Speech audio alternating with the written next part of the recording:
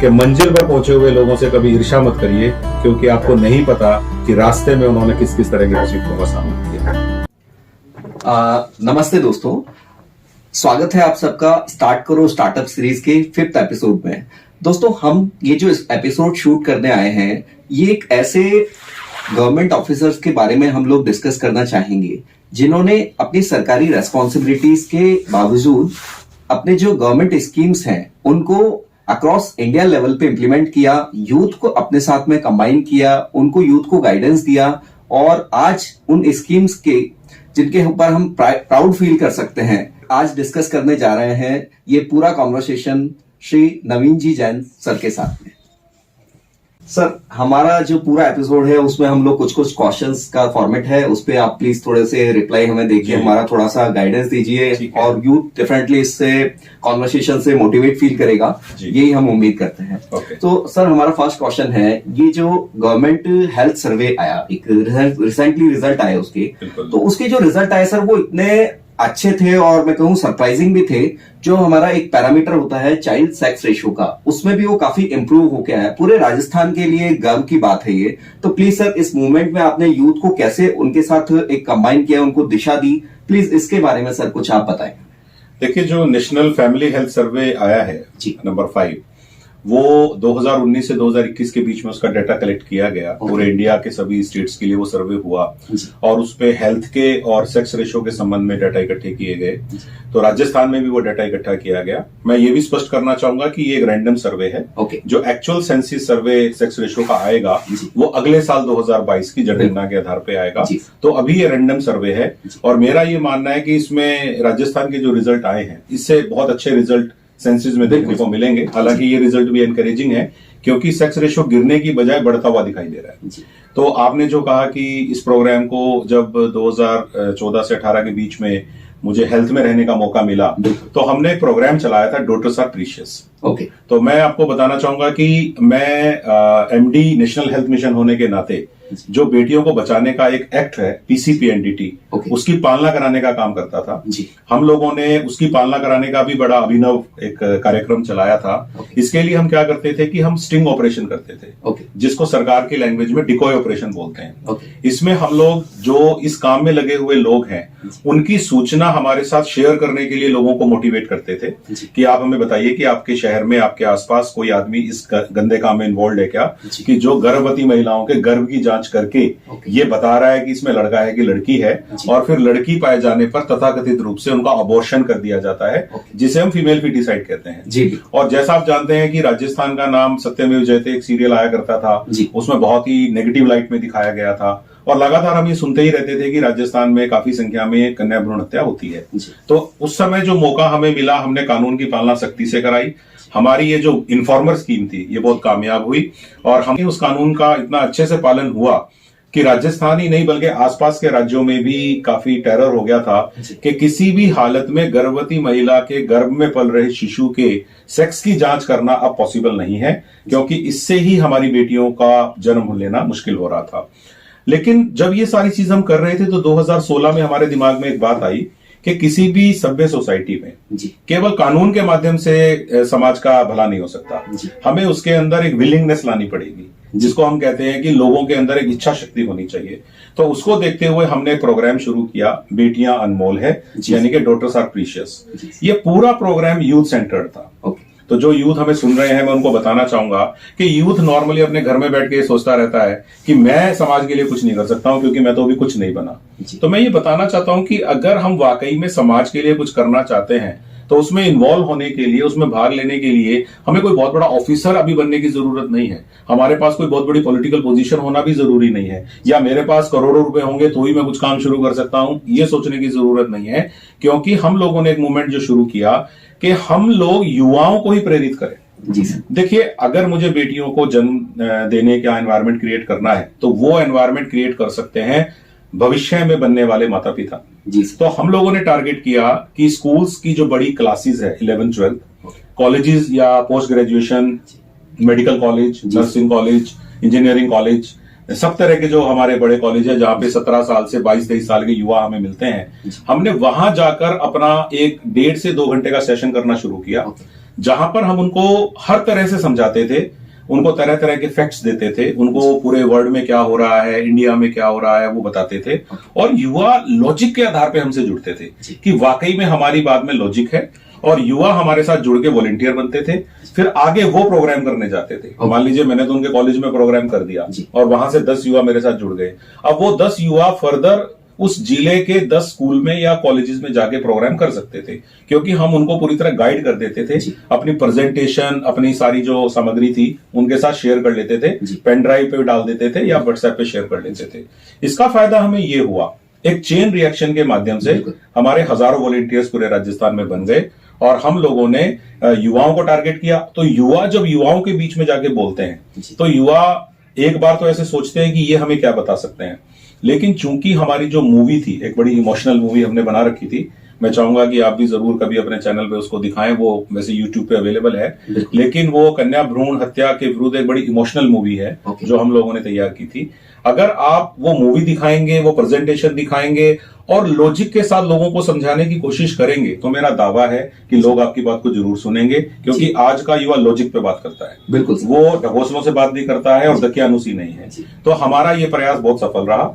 हमने 2016 में ये अभियान शुरू किया था और लगभग 2.5 साल में हमने 10,000 से ज्यादा प्रोग्राम पूरे राजस्थान में किए, जिसमें सभी पंचायतें भी हैं, जिसमें सारे इंस्टीट्यूशंस भी हैं, और बहुत अच्छी संख्या में प्रोग्राम होने की वजह से हमारी सारी योजनाओं का इतना प्रचार हो गया कि इस धंधे में लगे हुए दलाल और जो डॉक्टर भी नहीं होते हुए ये काम कर रहे थे, क्योंकि हमारे यहाँ डॉक्टर्स और सेंटर ये काम इतना गलत तरीके से नहीं कर रहे थे। हमारे यहाँ तो दलालों ने इस पूरे प्रोग्राम को बिगाड़ रखा था, तो उनके अंदर एक टेरर का एनवायरनमेंट बना। तो मैं तो आज भी ये बात कहूंगा कि युवाओं ने युवाओं के बीच में जाके जब लॉजिक के साथ बात की तो एक सामाजिक सरोकार पैदा हुआ, और उसकी वजह से राजस्थान में जो सेक्स रेशो एट बर्थ हम बोलते हैं, जन्म के समय रेशो कितनी थी, तो मैं आपको बताना चाहूंगा कि 16, 17, 18, 19, 20, 21 आज तक भी, हम तो 2018 तक ही थे वहां पे, लेकिन अभी भी लगातार वो रेशो बढ़ रही है। और अब आपको जान के खुशी होगी कि 1000 लड़कों पे लगभग राजस्थान में 940, 945, 948 इतनी लड़कियां पैदा हो रही हैं।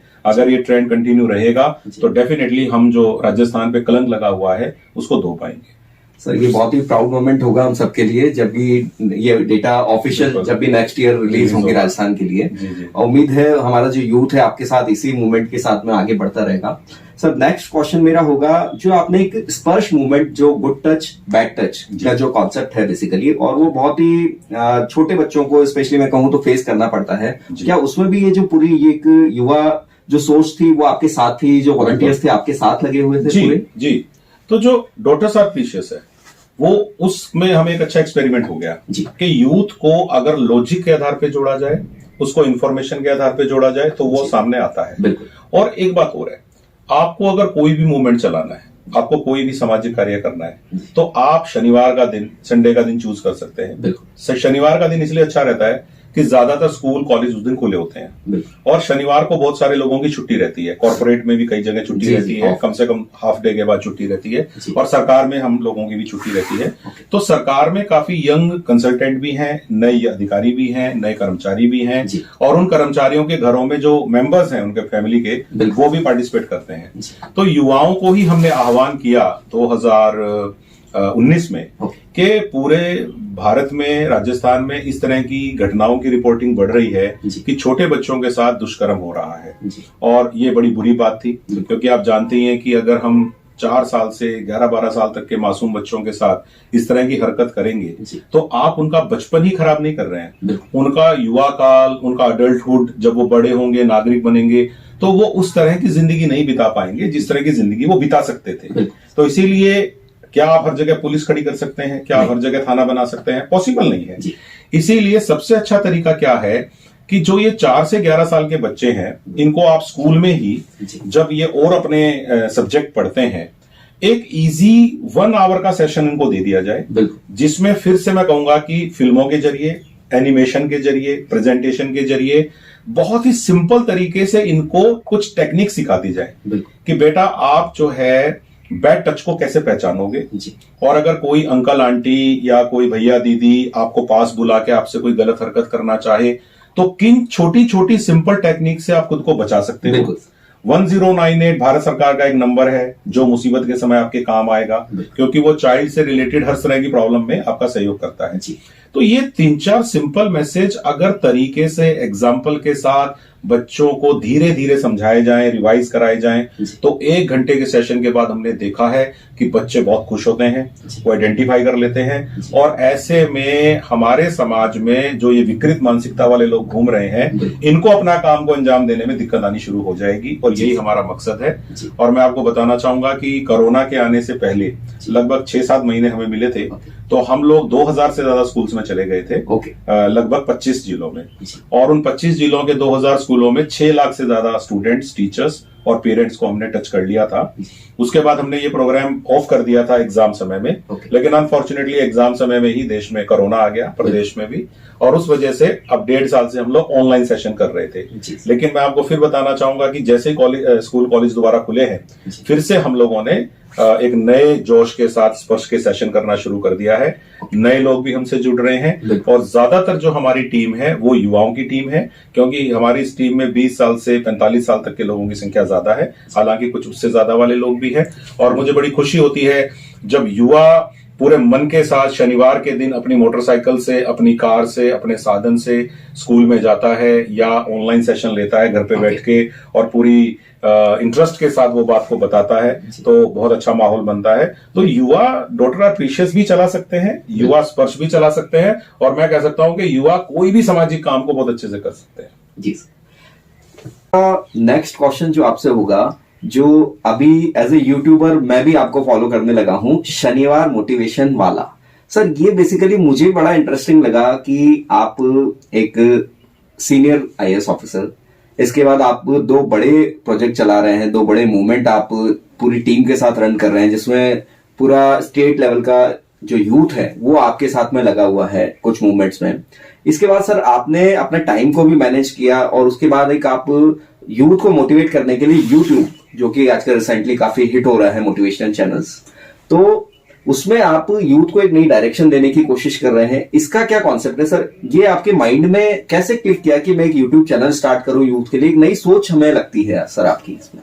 प्लीज आप देखिए, जब कोरोना का फेज 1 आया था, तो कोरोना फेज 1 में मुझे एक बुक जो है वैक्सीन 50 मैंने लिखी थी, कि उस समय में जो नेगेटिविटी हम पे हावी थी, तो वो जो किताब मैंने लिखी थी, तो वो किताब एक छोटा सा मेरा प्रयास था लोगों को ये कहने का कि तमाम तरह की नेगेटिविटी दुनिया में आती रही है, बहुत सारे युद्ध लड़े गए हैं, बहुत सारी महामारियां आई हैं, लेकिन मानव का जो अपना अस्तित्व है वो हमेशा बरकरार रहा है।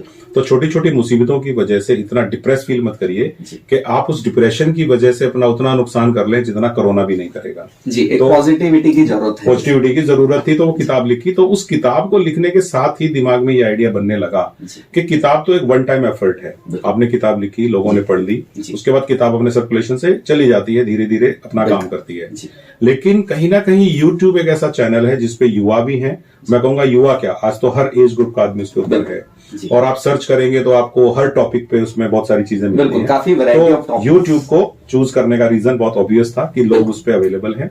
और मेरे दोस्त जो नितिन सारस्वत हैं, जो मेरे साथ आते हैं, आपने देखे हैं, वो एक इंटरनेशनल कोच हैं, मोटिवेटर हैं, और उनका मेन काम ही ये है कि वो बहुत सारी यूनिवर्सिटीज, इंस्टीट्यूशंस पैन इंडिया और इंटरनेशनल से जुड़े हुए थे, और उनको इसका पूरा अभ्यास था।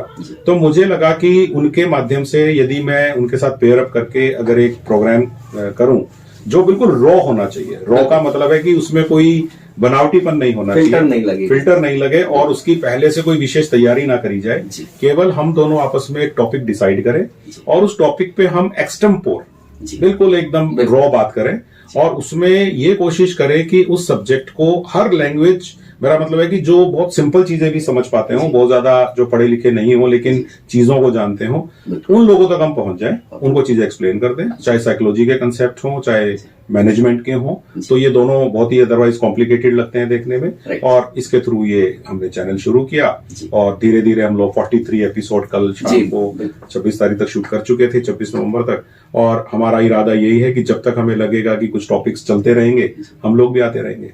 में हमारा जो नेक्स्ट क्वेश्चन है, यूथ को अपनी कौन सी ऐसी स्किल्स हैं जिसको नर्चर करना चाहिए अपने कॉलेज टाइम में, मैं कहूँ, या स्कूल टाइम पे, ऐसी कौन सी स्किल्स हैं बेसिक जिनको वो अपने नर्चर करते हुए लाइफ में कुछ आगे अचीव कर सकता है? देखिए, मैं जब आज के युवाओं को देखता हूँ, मैं कई डिपार्टमेंट्स में रहा, जैसे मैं कॉलेज एजुकेशन में भी कमिश्नर रहा हूँ, तो और एनएचएम में भी हमने कई चीजों में युवाओं को इन्वॉल्व किया है। इसके अलावा मैं जब स्किल में सेक्रेटरी था तो बहुत सारे युवाओं से फिर से मिलने का मौका मिला। तो मैंने युवाओं को, जो पर्टिकुलरली राजस्थान के ग्रामीण क्षेत्र के और इवन शहरी क्षेत्र के युवाओं को मैं देखता हूँ, एक तो मुझे ये लगता है कि कहीं ना कहीं नई चीजों को सीखने के प्रति एक ललक जो है वो होनी चाहिए। हमारे यहाँ पे थोड़ा शॉर्टकट का मैंने एनवायरनमेंट देखा है कि लोग अपने पूरे सिलेबस को पढ़ने की बजाय जैसे पासबुक के थ्रू पढ़ना चाहते हैं, तो मैं पासबुक कल्चर के बहुत खिलाफ हूँ कि पासबुक कल्चर को मैं राजस्थान के युवाओं के लिए जहर मानता हूँ, क्योंकि उसी सब्जेक्ट को फिर डिटेल में पढ़ने के लिए वो हजारों रुपए खर्च करते हैं कोचिंग इंस्टीट्यूट के नाम पे। तो अगर हम अपने ग्रेजुएशन के समय, +1 +2 के समय, पोस्ट ग्रेजुएशन के समय उसी सिलेबस को पूरी तन्मयता से पढ़ते, जब समय भी था, तब हमें ये कैप्सूल कोर्स क्यों लेने पड़ेंगे। मैं 3 साल में ढंग से अगर अपने सिलेबस को पढ़ूंगा तो मुझे 3 महीने के लिए कैप्सूल कोर्स लेके मैं क्यों करना चाहता हूं। तो मुझे एक तो ऐसा लगता है कि अपने सिलेबस को जस्टिफाई करें और सीखने की ललक पैदा करें। दूसरा, कम्युनिकेशन स्किल पे काम करें। मैं देखता हूं कि कई बार युवाओं का जो कम्युनिकेशन होता है वो पुअर होता है, वो क्या कहना चाहते हैं, किस प्रकार से कहना चाहते हैं, उसकी नॉलेज नहीं होने से उनके हाथ से कई प्रकार की अपॉर्चुनिटी मिस हो जाती है। तो मुझे लगता है कि कहीं ना कहीं किस प्रकार से वार्ता करनी चाहिए, किस तरह से इंटरव्यू देना चाहिए, किस तरह से लैंग्वेज का सही इस्तेमाल होना चाहिए, ये सारी बातें भी कहीं ना कहीं हमें सिखानी चाहिए और इनको सीखनी चाहिए। और एक मुझे लगता है कि एनवायरमेंट के साथ अपने आप को ढालने के लिए हमें प्रयास करने चाहिए, जिसको अडेप्टेबिलिटी बोलते हैं। तो अनुकूलन करना बहुत जरूरी है अपने आप को। हमारे यहाँ होम सिकनेस में थोड़ी देखता हूँ कि लोग जो हैं अपने गांव को, अपने एरिया को छोड़ना नहीं चाहते और उनको ज्यादा अच्छा पैकेज मिल जाए तो भी वो बहुत कुछ सोचने लगते हैं। मुझे लगता है कि जब तक आप अपने एरिया से बाहर नहीं जाएंगे, अपने कंफर्ट जोन से बाहर नहीं जाएंगे, तो आप जिंदगी में बहुत कुछ सीख नहीं पाएंगे। इसीलिए मेरे ख्याल से ये 3 चीजें मैं बहुत जरूरी समझता हूँ। बिल्कुल, ग्रेट। सर, एक यूथ में हम देखते हैं क्या होता है कि हमारा जो एक हमारे भारतीय परिवेश में क्या होता है ना कि पेरेंट्स काफी हद तक डिसाइड करते हैं या जो हमारे रिलेटिव्स होते हैं वो एक काफी कंट्रोल रखते हैं एक युवा की सोच पे। तो ये डिसीजन मेकिंग पावर कैसे जनरेट हो सर? मतलब कि छोटा छोटा डिसीजन, मैं मानता हूं कि कई बार हम जोश में यूथ रहते हैं तो कई बार फीलिंग्स हाई रहती हैं और हम गलत डिसीजन भी ले सकते हैं, लेकिन क्या ये सोच होनी चाहिए कि ये डिसीजन बच्चों को एक उनको कैपेसिटी डेवलप होनी चाहिए उनमें डिसीजन मेकिंग की? आपने दोनों बातें कही हैं। आपने एक तो ये कहा है कि कई बार यूथ गलत डिसीजन ले लेता है करियर को लेके। दूसरा आपने कहा है कि कई बार पेरेंट्स का और फैमिली का प्रेशर रहता है करियर पाथ को चूज करने में। ये दोनों ही चीजें खराब है। मैं समझता हूं कि इसका समाधान इन दोनों के बीच में आता है। यानी कि बच्चे को ये पता होना चाहिए कि उसका इंटरेस्ट किन सब्जेक्ट में है, और पेरेंट्स को भी भेड़ चाल में नहीं गिरना चाहिए कि मेरे क्लास के सारे बच्चों ने अगर साइंस लिया है तो मुझे भी साइंस लेना चाहिए। अगर मैं ये सोचता तो मैं कभी कॉमर्स नहीं लेता और जिंदगी में यहां तक नहीं पहुंचता। इसीलिए हर पेरेंट्स को ये देखना चाहिए कि उसके बच्चे की इनहेरेंट कैपेसिटी किस सब्जेक्ट में या किस स्ट्रीम में है। उसके बाद हमें उस को थोड़ा टेस्ट कर लेना चाहिए कि वाकई में बच्चा केवल ये टेम्परेरी दिखा रहा है या वाकई में ये कैपेसिटी इसके अंदर है, जिसका बड़े आराम से पता लग जाता है। आगे जा सकता है। बच्चा अगर +1 +2 साइंस में बहुत अच्छा परफॉर्म नहीं कर रहा है तो हमें फिर भी उसको इंजीनियरिंग की तैयारी के लिए जोर डालना। फिर आपने देखा है कि कोटा में किस तरह की घटनाएं कई बार हो जाती है। तो मैं ये कहना चाहता हूं कि बच्चा आपकी जिद की वजह से, आपकी चॉइस की वजह से अगर प्रयास करता है और उस प्रयास में सफल नहीं होता है तो फिर आप उसको उसकी चॉइस के हिसाब से बदलने का मौका दे दें। और आज बहुत बार ऐसा हो रहा है कि साइंस करने वाले लोग धीरे धीरे अकाउंट्स पढ़ते हैं, बहुत अच्छे सीए कर लेते हैं और फिर एमबीए करके वो पूरे कॉर्पोरेट में छा जाते हैं। तो अगर कोई टेक्निकल लाइन में कामयाब नहीं है तो मैनेजरियल में चला जाए, मैनेजरियल में कामयाब नहीं है तो फाइनेंशियल में चला जाए। चेंज ओवर आज का फैशन हो गया है और बच्चे अपने आप को ढालने की कोशिश कर भी लेते हैं। तो मुझे लगता है कि बच्चे की कैपेसिटी का भी यूज होना चाहिए, क्या करंट ट्रेंड चल रहा है वो भी देखा जाना चाहिए। न तो पूरी तरह बच्चे की मनमानी हो और न ही फैमिली का प्रेशर हो। और ये चीजें तब हो सकती हैं जब कोई काउंसलिंग कर ले या घर में कोई समझदार मेंबर को बोलने दिया जाए। अनफॉर्चुनेटली कई बार ऐसा भी होता है कि जिसको ज्यादा पता होता है उसको बोलने कम दिया जाता है। तो ये स्थिति ना बने, ये भी जरूरी है। जी सर, अभी हम देखते हैं कि जो यूथ है जितने भी सोशल मीडिया प्लेटफॉर्म्स हैं उस पर भी काफी बिजी रहता है। मैं मानता हूँ बिजी तो ठीक है, एक अलग चीज है, हम उसके पॉजिटिव एस्पेक्ट्स भी आजकल करियर वाइज भी हम देख सकते हैं। वो अपनी लाइफ में कुछ काफी चीजें लर्न भी करता है, यूट्यूब पर वीडियोस देख के भी काफी कुछ लर्न किया जा सकता है, कुछ प्रोफेशनल कोर्सेज किए जाते हैं।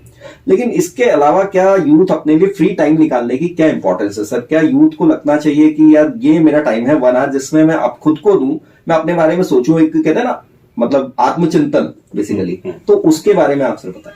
देखिए, ये पूरी तरह से किसी भी इंसान की चॉइस है कि वो आत्मचिंतन, योगा, मेडिटेशन या कोई किताब पढ़ना, वो भी एक आत्मचिंतन मानता हूं मैं तो, बुक्स पढ़ना, क्योंकि बुक्स पढ़ना भी बड़ा रेयर होता जा रहा है, या यूट्यूब पे वीडियो देखना, ये पूरी तरह से एक इंसान के ऊपर छोड़ा जाना चाहिए। मैं किसी के लिए उसके काम के घंटे, पढ़ने के घंटे तय नहीं कर सकता, लेकिन मैं ये जरूर कहना चाहता हूं कि युवाओं को, या युवा क्या, मैं कहूंगा कि अब आजकल तो बहुत सारे जो अडल्ट्स हैं उनको भी ये देखना पड़ेगा कि कहीं ना कहीं एक प्रॉब्लम ये भी होती जा रही है कि हम अननेसेसरी सोशल मीडिया के प्लेटफॉर्म्स पे अपना समय स्पेंड कर रहे हैं। हम बहुत सारी बार सोशल मीडिया को खोलते हैं किसी एंटरटेनमेंट या इंफॉर्मेशन के लिए, या किसी पर्टिकुलर चीज पे जानकारी लेने के लिए, लेकिन वहां पर इतने सारे डिस्ट्रैक्शंस हैं कि हमारा ध्यान उन पे चला गया तो एक के बाद एक वीडियो, फिर वो टेक्नोलॉजी है, वो आपकी आदतों को स्टडी कर रही है। आप और मैं ये बात जानते हैं कि कहीं ना कहीं सोशल मीडिया इंजन आपकी और मेरी आदतों को स्टडी कर रहे हैं, और इसीलिए उनको ये पता है कि नवीन जैन को ज्यादातर फोटोग्राफी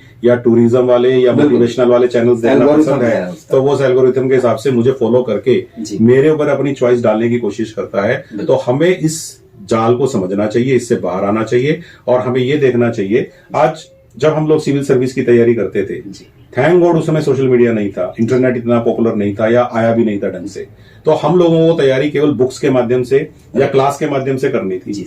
आजकल के युवा जब सिविल सर्विस के किसी टॉपिक पे इंटरनेट को सर्च करते हैं तो हजारों लाखों वेबसाइट खुल जाती है, बिल्कुल वीडियोस। तो आज इश्यू ये नहीं है कि वीडियोस कहाँ मिलेंगे, आज इश्यू ये है इतने सारे वीडियोस में से काम का वीडियो निकालना बहुत जरूरी है। ऐसा तो नहीं है कि मैं इस टॉपिक पे 15 मिनट खर्च करने की बजाय 15 घंटे खर्च कर गया इंटरनेट के नाम पे, तो ये चॉइस हमें बहुत जरूरी है। तो इसीलिए मेरी युवाओं को ये राय है कि जब वो कोई सोशल मीडिया प्लेटफॉर्म्स पे जाएं तो रिलायबल वेबसाइट्स पे जाएं, अच्छे जो रिनाउंड लोग हैं उनकी वेबसाइट पे जाएं, क्योंकि बहुत सारी वेबसाइट कुछ पर्टिकुलर इंटरेस्ट को प्रमोट करने के लिए सो कॉल्ड तरीके से अपना खुद का प्रचार भी करती हैं, या गलत इंफॉर्मेशन देने से भी बाज नहीं आती हैं। इसीलिए मैं इतना कहना चाहता हूं कि थोड़ी देर एंटरटेनमेंट ठीक है, लेकिन मेनली हमें रिलायबल सोर्सेज पे ही जाना चाहिए। सर मेरा एक और मतलब ये कुछ मेरे पर्सनल क्वेश्चंस भी मान लीजिए, या मैं जिस व्यूअरशिप को मैं रिप्रेजेंट कर रहा हूँ उनके कुछ क्वेश्चंस तो आप सोच सकते हैं कि सर यूथ के लिए एक हैप्पीनेस इंडेक्स अगर हम बात करें, अपने यहाँ एक ज्यादा चलन में नहीं है हैप्पीनेस इंडेक्स, बट एक बात देखी जाए तो हम खुश नहीं रहते, इस वजह से भी कई बार हम लाइफ में ऐसे डिसीजंस ले लेते हैं जो एक गलत भी हो जाता है। तो यूथ के लिए क्यों जरूरी है इतना खुश रहना और खुद के लिए टाइम निकालना, इस बारे में सर बताएं प्लीज।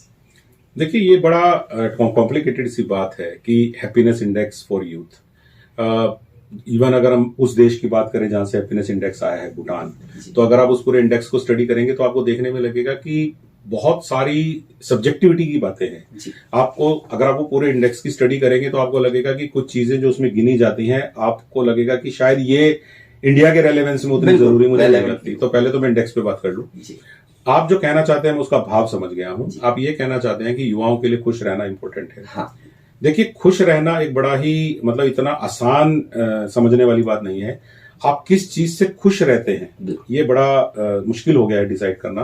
आपने देखा होगा कि लोग खुश नजर आते हैं सोशल मीडिया पे, इंस्टाग्राम पे, फेसबुक पे, आपको लोगों की खुश वाली फोटो नजर आएंगी, और कई लोग 10-10, 12-12 प्रोग्राम्स की 50 फोटो लोड करते हैं और अपने दोस्तों के साथ लिंक शेयर करते हैं, और फिर वो उम्मीद करते हैं कि उस पर वो लाइक और कमेंट करें। अब प्रॉब्लम ये है कि हम खुशी चाहते चाहते दुख की तरफ खुद जा रहे हैं। महात्मा बुद्ध ने बहुत पहले कह दिया था कि दुख आता है एक्सपेक्टेशन से। अगर आपकी इच्छाएं हैं, अगर आप बहुत ज्यादा लोगों से उम्मीदें रखते हैं, और उम्मीदें हम खुद पैदा कर लेते हैं। अगर मैं आज सोशल मीडिया पे कोई चीज शेयर करता हूं और लोगों से उम्मीद करता हूं कि वो उसको देख के लाइक और कमेंट करें, और मैं इस चक्कर में पड़ जाता हूं कि इतने व्यूज आने चाहिए, इतने लोगों को देखना चाहिए, तो आप जब कोई काम कर रहे हैं, आपने यूट्यूब पे वीडियो डाला, ये खुशी हो गई, लेकिन उसके साथ ही जब आपने एक एक्सपेक्टेशन लेवल क्रिएट कर लिया तो उसी खुशी को आपने माइनस कर लिया, क्योंकि आपने उम्मीद क्रिएट कर ली कि मैं इतने लोगों की चॉइस देखना चाहता हूं। फिर आप ये देखना शुरू करते हैं, मैंने उसका लाइक किया था, उसने अभी तक लाइक नहीं किया है, मैंने उसके चैनल को कमेंट किया है, उन्होंने नहीं किया। तो खुशी बहुत आराम से मिल सकती है। कोई भी ऐसा काम करिए जो आपको खुशी देता है। आप किसी एक आदमी की मदद कर दीजिए, आपके पास कोई चीज ज्यादा है आप किसी के साथ शेयर कर लीजिए। आपको जो दिन में अच्छा गाना आपने सुन लिया कार के अंदर, मुझे लगता है वो भी खुशी देता है। खुशी जरूरी नहीं कि बहुत सारा एफर्ट करके आए, बहुत सारा खर्चा करके आए। खुशी अचानक से भी आ सकती है, लेकिन सवाल ये पैदा होता है कि हम उस खुशी को एंजॉय करने की बजाय सोशल मीडिया पे शेयर करके उम्मीद जगाने की जो कोशिश करते हैं, वो हमारे लिए इन दिनों में ज्यादा अच्छी नहीं है। तो मैं युवाओं से ये कहना चाहता हूं कि आपने जंगल में टाइगर देखा, आप टाइगर को बहुत कम देख रहे हैं, आप क्लिक इतनी ज्यादा ले रहे हैं कि आपको बाद में याद आया कि मैंने अपनी खुद की आंखों से तो टाइगर को एक बार भी नहीं देखा। मैंने जितना भी टाइगर देखा वो कैमरे के लेंस से देखा है, क्योंकि आप औरों को दिखाना चाहते थे कि आपने कितनी अच्छी फोटो ली है। तो ये कंपैरिजन लाइफ में करना पड़ेगा आपको। तो हैप्पीनेस और एक्सपेक्टेशन क्रिएट करना, इसके अंदर फर्क करना सीखिए, तो आपको रियलाइज हो जाएगा कि मैं मेरी हैप्पीनेस एंजॉय कर रहा हूं या मैं लोगों के लिए कुछ क्रिएट करके फिर उनसे अपने ऊपर कोई ठप्पा लगवाने के लिए ज्यादा इंटरेस्टेड हूं। तो ये जिस दिन आप समझ जाएंगे, हैप्पीनेस बढ़ जाएगी। आप कहना चाह रहे हैं जहां है वहां मस्त रहिए, उस टाइम को पूरा एंजॉय कीजिए। बिल्कुल सर, नेक्स्ट क्वेश्चन मेरा होगा कि लाइफ में क्या होता है ना कि मतलब यूथ का एक आप मान लीजिए सोच है कि यार हमारे पेरेंट्स तो मतलब बोलते रहते हैं, मतलब एक जनरल एक मतलब हर किसी की तो नहीं कह सकता 100%, बाकी कुछ लोग एक आम तौर पे हम बात करते हैं कि यार पेरेंट्स तो कहते रहते हैं इनको अभी प्रैक्टिकल चैलेंजेस नहीं पता है, हमारे साथ क्या प्रॉब्लम आ रही है, हम किस फेज में रह रहे हैं, या हमको पॉकेट मनी इतना चाहिए, हमारे इतने एक्सपेंसेस होंगे, फ्रेंड्स के साथ चिल मारना है। तो वो जो ट्रेडिशनल वैल्यूज है और जो हमारा जो प्रेजेंट जो टेक्नोलॉजी का युग है, ये इसके बीच में यूथ फंसा हुआ है। वो उसको लगता है कि ये जो टेक्नोलॉजी एडवांस नहीं है, हमारे पेरेंट्स नहीं है, हमारे फैमिली मेंबर्स नहीं है, तो इन लोगों को पता ही नहीं है कि रियल टाइम में कैसे रहना है, प्रैक्टिकल चीजें या फिलॉसफी की बात करें तो हर चीज में डिफरेंसेस नजर आते हैं। तो यूथ कैसे उनको एडजस्ट, दोनों के बीच में अपने आप को कैसे चल पाए रास्ते पे? देखिए, मुझे ये वाली दिक्कत बहुत ज्यादा नजर नहीं आती है। इस पे हम लोग कई बार बात करते हैं हमारे अपने चैनल पे भी। मैं आपको बताना चाहता हूं कि देखिए, सबसे ज्यादा फंसी हुई जो जनरेशन है वो हमारी है, जो 1970s में पैदा हुई, 80s में पैदा हुई है। क्योंकि हम लोगों ने वो वाला समय देखा है जब बहुत कम टेक्नोलॉजी थी और बहुत ज्यादा मैनुअल चीजें हुआ करती थी, चीजें हमें ऑफलाइन करनी पड़ती थी, ऑनलाइन चीजें इतनी रिवाज में नहीं थी। ऑनलाइन वर्ड का रिवाज तो 2000 के बाद बढ़ा और अब बहुत ज्यादा 2020 में तो अपने पीक पे आ गया है। 2021 की आज आप बात करें तो हर चीज ऑनलाइन हो गई है आफ्टर कोरोना। यहां पर सोचने की बात यह है कि हमारी पीढ़ी ने लेकिन ये देखी कि कितना अच्छा एडजस्ट किया। जिन्होंने चीजों को बहुत सस्ता देखा उन्होंने उनको महंगे होते हुए देखा, जिन्होंने वायर वाला टेलीफोन देखा उन्होंने आज इस तरह की टेक्नोलॉजी देखी है कि कितनी दूर वीडियो से बात हो रही है। तो ये जो हमारी नई पीढ़ी है, इसको ये टेंशन तो इतनी होनी ही नहीं चाहिए, क्योंकि इनका एक ही काम होना चाहिए कि ये आज की नई तकनीकों के हिसाब से, कंपटीशन के हिसाब से खुद को तैयार करें, अपने दोस्तों, अपने कुलीग्स, अपने आसपास के लोगों के हिसाब से अपने आप को जितना अपडेट कर सकते हैं वो उतना अपडेट करें। जहां तक आप ये कह रहे हैं कि अपने परिवार की वैल्यूज या पुरानी ट्रेडिशंस, मुझे नहीं लगता कि ट्रेडिशंस या हमारी जो रस्में हैं वो इतनी खराब होती हैं। हमारे कई विचार या कई अंधविश्वास क्वेश्चनेबल हो सकते हैं, कई थॉट हमारी सही नहीं हो सकती हैं। और देखिए, ये लड़ाई तो हमारी पीढ़ी की भी हमारी ऊपर वाली पीढ़ी के साथ चलती थी जनरेशन। तो इसीलिए कुछ वैल्यूज या कुछ थॉट्स या कुछ विचारों में मतभेद तो रहेंगे और रहने भी चाहिए। लेकिन हमारी नई पीढ़ी को फिलहाल ये देखना होगा कि वो हमारे द्वारा दी गई वैल्यूज को भी इनकॉर्पोरेट कर लें, जहां तक वो रीजनेबल है, जहां तक वो लॉजिकल है और जहां तक उनसे किसी प्रकार का नुकसान नहीं है। और केवल इसलिए हमारा विरोध वो क्यों करे, नई पीढ़ी हमारी पीढ़ी का विरोध केवल इसलिए क्यों करे कि ये लोग तो जो भी कहेंगे गलत कहेंगे, क्योंकि हमने ही इनको डेवलपमेंट दिया है। आज 80s 90s में पैदा हुए लोगों की मेहनत से ही तो ये टेक्नोलॉजी आज के युवा को मिल रही है। आज के 14 साल के लड़के ने थोड़ी कोई टेक्नोलॉजी डेवलप की है। आप इस बात को सोचिए, अगर वो फाउंडेशन तैयार किया है, वो उसी जनरेशन ने तैयार किया है जिससे वो वैचारिक मतभेद कर रही है। तो हमसे वैचारिक मतभेद करने का फायदा नहीं है, क्योंकि हमारी जनरेशन ने तो ये माना ही था कि अभी बहुत सारी पोटेंशियल है, बहुत सारा स्कोप है। सारी डेवलपमेंट तभी आई है जब उनसे पहले वाली जनरेशन ने ये माना कि हमसे पहले वाली जनरेशन से जो हमें मिला है इसमें कुछ एडलेस होना बाकी है। उन्होंने मेहनत की, तो आपको हमेशा इस बात के लिए शुक्रगुजार होना चाहिए अपने से सीनियर वाली जनरेशन का कि उन्होंने अपने पहले वालों का विरोध करते हुए कुछ काम किए जिसका फायदा इनको मिल रहा है। और इनको ये भी याद रखना चाहिए कि जब अगली जनरेशन आएगी वो भी इनसे कुछ बातों पर विभेद करेगी, तो ये चलता रहेगा। तो ये हाँ बिल्कुल। तो ये चीज चलती रहेगी और वे वैचारिक मतभेद चल सकते हैं, लेकिन मैं एक ही बात कहूंगा, केवल अपने आप को मॉडर्न दिखाने के नाम पे, अपने आप को अपने दोस्तों में एक्सेप्ट करने के नाम पर कि भाई मेरे दोस्तों में सिक्का तभी जमेगा जब मैं विरोध करूंगा पुरानी बातों का, केवल उस विरोध के नाम पर सही बातों का विरोध करना औचित्यपूर्ण नहीं है, मेरा ये मानना है। काफी सारी चीजें बहुत सही होती हैं, ओल्ड वैल्यूज को लेके आप उनको लॉजिकली कंबाइन कीजिए नई वैल्यूज के साथ में और आप डेफिनेटली आगे बढ़ सकते हैं। बहुत बढ़िया। जी सर, इतना कुछ हमारा डिस्कशन हुआ, बड़ा इंटरेस्टिंग डिस्कशन रहा ये। अब यूथ के लिए ऑलरेडी आपने काफी डिफरेंट सब्जेक्ट्स को उठा के उनको बिल्कुल वेरी शॉर्ट हम बोल सकते हैं, आपने बिल्कुल समराइज कर दिया यूथ के लिए, लेकिन कुछ एक पर्टिकुलर 1 to 2 लाइनर कुछ मैसेज यूथ के लिए हमारा। मैं युवाओं को डेफिनेटली ये मैसेज देना चाहूंगा कि स्मार्ट और ओवर कॉन्फिडेंट ये 2 वर्ड होते हैं, और मैंने कई युवाओं को देखा है जो समझते हैं कि वो स्मार्ट है लेकिन कहीं ना कहीं वो ओवर कॉन्फिडेंट होते हैं, और ये दोनों वर्ड बड़े ही मिले जुले से वर्ड हैं। इनके बीच का अंतर पता करना कई बार बड़ा डिफिकल्ट होता है, लेकिन मैं आपको इतना बता दूं कि जब आप स्मार्ट होते हैं तो आप सक्सेस की तरफ जा रहे होते हैं, और जब आप ओवर कॉन्फिडेंट की तरफ क्रॉस कर जाते हैं बॉर्डर को तो आप फेलियर की तरफ अग्रसर हो जाते हैं। और उसके डिफरेंस को आप समझिएगा, यानी कि जब मैं उदाहरण दे देता हूं, फॉर एग्जाम्पल जब कोरोना बहुत ज्यादा फैला, हम सब लोगों ने मास्क और सैनिटाइजर हमारी जान बचाने के लिए लगाया, और जब सरकार ये कहती है कि चलो माना अभी कोरोना नहीं है लेकिन कोरोना आने वाला है, तो हम सब ओवर कॉन्फिडेंट होकर ये सोचते हैं कि नहीं क्या जरूरत है। तो मैं आपको ये कहना चाहता हूं कि स्मार्ट आदमी वो होता है जो प्रिकॉशंस को कभी नहीं छोड़ता। अगर हम प्रिकॉशंस को छोड़ देते हैं तो अब हम स्मार्ट नहीं रहते, तब हम ओवर कॉन्फिडेंट हो जाते हैं। ये मैंने आपको केवल एक कोरोना का एग्जांपल दिया है, लेकिन लाइफ में भी कई परिस्थितियां ऐसी बनेंगी, तो आप स्मार्ट बने, ओवर कॉन्फिडेंट नहीं बने, क्योंकि आप 5 साल बाद अपने दोस्तों के साथ जब कंपैरिजन करोगे और एक सफल दोस्त की तरफ देखोगे तो कहीं ना कहीं आपको ये डिफरेंस समझ में आ जाएगा कि आपके साथ दोस्ती निभाते हुए भी वो अपने टारगेट के लिए बड़ी स्मार्टली काम कर रहा था, जबकि आप केवल दोस्ती निभाने में लगे हुए थे। तो इस डिफरेंस को जरूर समझिएगा, हो सकता है कि यही सक्सेस और फेलियर के अंतर का भी कारण बने। Thank you. कि जो भी कुछ नोवेल इनिशिएटिव है लाइक स्पर्श मूवमेंट अभी रनिंग में है जी, तो उसके लिए कैसे एसोसिएट हो सकते हैं आपके साथ में, प्लीज आप उसके बिल्कुल। अगर कोई भी युवा को ऐसा लगता है कि वो ऑनलाइन सेशन या हमारी टीम के साथ जाके ऑफलाइन सेशन स्कूलों के अंदर करना चाहता है, तो हम उसे ट्रेन कर देंगे, हम उसके साथ हमारा पूरा मटेरियल शेयर कर लेंगे। वो उसकी इच्छा शक्ति पे है कि वो हमसे कितना जुड़ाव रखना चाहेगा। अगर वो इंटरेस्ट लेगा तो हम भी पूरा इंटरेस्ट लेंगे, मैं ये कह सकता हूँ। क्योंकि अनफॉर्चुनेटली हमें ऐसे बहुत सारे लोग मिलते हैं जो इनिशियली बहुत सारा इंटरेस्ट दिखाते हैं, लेकिन जब उन्हें हम ये कहते हैं कि चलो हमारे साथ स्कूल में एक प्रोग्राम करना है, तो पहले आप 2-3 प्रोग्राम देखोगे ना। जब आप 2-3 प्रोग्राम हमें करते हुए देखेंगे तभी तो आप अपना एक इंडिपेंडेंट प्रोग्राम कर पाएंगे।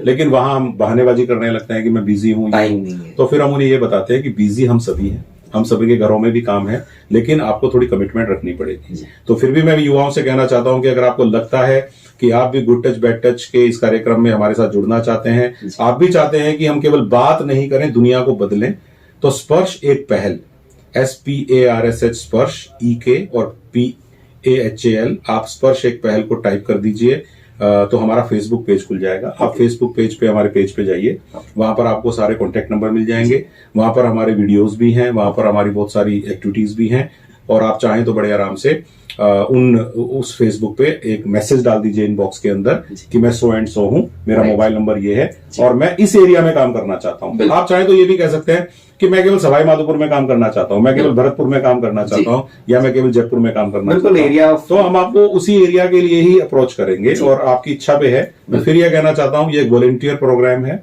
इसमें किसी को कोई पेमेंट हम नहीं करते हैं, क्योंकि हम भी कहीं से कुछ नहीं लेते हैं। ये पूरी तरह पेपरलेस ऑफिसलेस वेंचर है, इसमें केवल हम अपना समय देते हैं और आपसे भी आपके समय की मांग करते हैं कि आप भी अपना समय दें। तो युवाओं को मैं आह्वान करता हूं कि अगर वो स्पर्श प्रोग्राम को ज्वाइन करना चाहें तो स्पर्श एक पहल फेसबुक मैं चाहूंगा कि आप नीचे भी डाल दीजिएगा, जिससे कि हम लोग डाल सकें। और इसके अलावा जहां तक मोटिवेशनल चैनल से अगर वो जुड़ना चाहते हैं, कोई क्वेश्चन है उनके, तो वो हमारा जो एक शनिवार मोटिवेशन वाला, वो टाइप कर लें यूट्यूब पे, तो शनिवार में VAR है, शनिवार मोटिवेशन वाला। अगर आप यूट्यूब पे टाइप करेंगे तो आप डेफिनेटली हमारे चैनल तक पहुंच जाएंगे, वहां पर पुराने वीडियोस भी आप देख सकते हैं, और अगर आपको किसी टॉपिक पे नया वीडियो देखना है तो आप वहां पे कमेंट कर दीजिएगा, तो मैं और नितिन जो है कोशिश करेंगे कि किसी ना किसी दिन आपके टॉपिक पे भी इसको ले लें।